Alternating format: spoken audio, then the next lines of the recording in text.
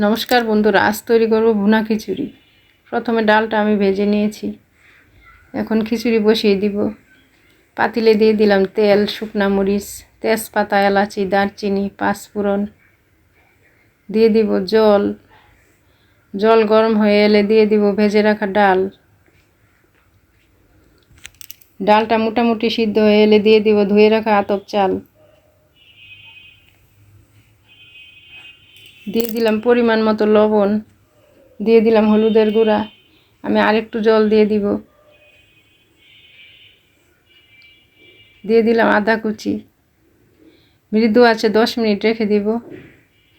চাল মোটামুটি সিদ্ধ হয়ে গেছে।